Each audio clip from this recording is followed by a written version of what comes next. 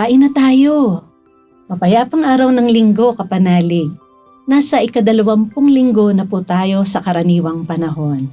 Ito po si Sister Rose Agdarap ng Daughters of St. Paul para sa mabuting balita. Tayo na pong magnilay sa Ebanghelyo.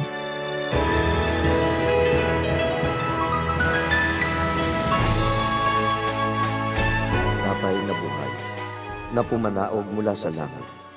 Kung may kakain ng tinapay na ito, mabubuhay siya magpakailanman. At ang tinapay na aking ibibigay ay ang aking laman, alang-alang sa ikabubuhay ng mundo. Nagtalo-talo kung gayon ang mga Hudyo at nagsalita. Paano tayo mabibigyan ng taong ito ng karne para kainin? Talagang sinasabi ko sa inyo, kung hindi ninyo kakanin ang laman ng anak ng tao at iinumin ang kanyang dugo, hindi kayo magkakaroon ng buhay sa inyong kalooban. May buhay na walang hanggan ang kumakain ng aking laman at umiinom ng aking dugo, at ibabangon ko siya sa huling araw. Sapagkat tunay na pagkain ng aking laman at tunay na inumin ang aking dugo.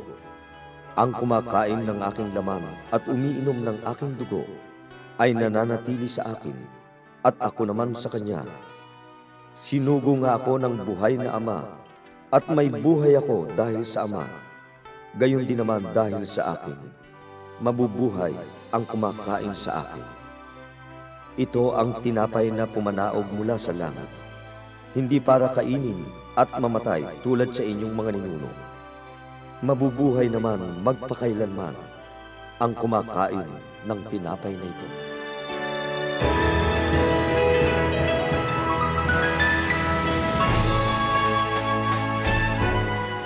Meron ka rin bang comfort food o paboritong pagkain? Sa Ebanghelyo natin ngayon, merong ihinahaing pagkain si Jesus.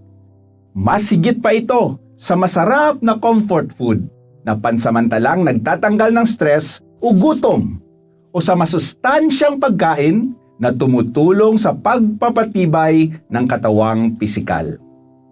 Sana po maging paborito nating lahat ang pagkain ito na kailangan sa paglago ng ating kaluluwa, ang tinapay ng buhay, ang katawan ni Kristo.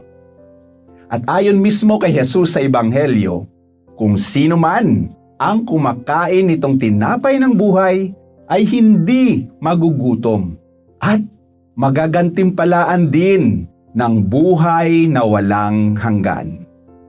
Mga kapanalig, ito ang naghihintay na biyaya sa tuwing tayo ay nagsisimba.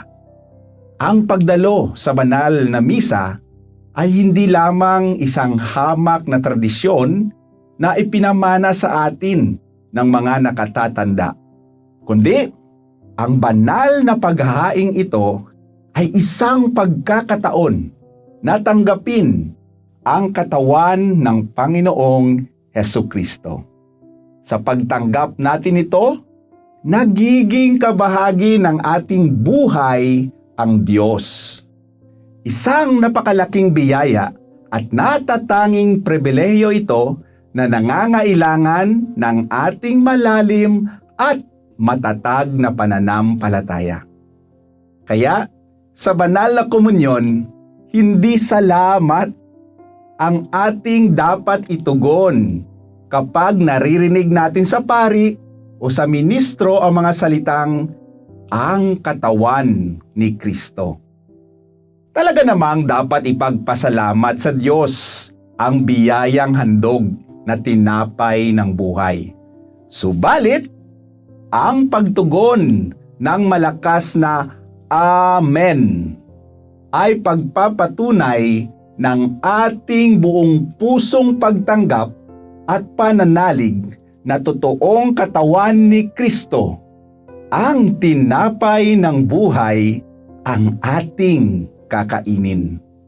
Binubuksan natin ang ating kalooban upang maging kabahagi si Jesus ng ating katawan at pamumuhay.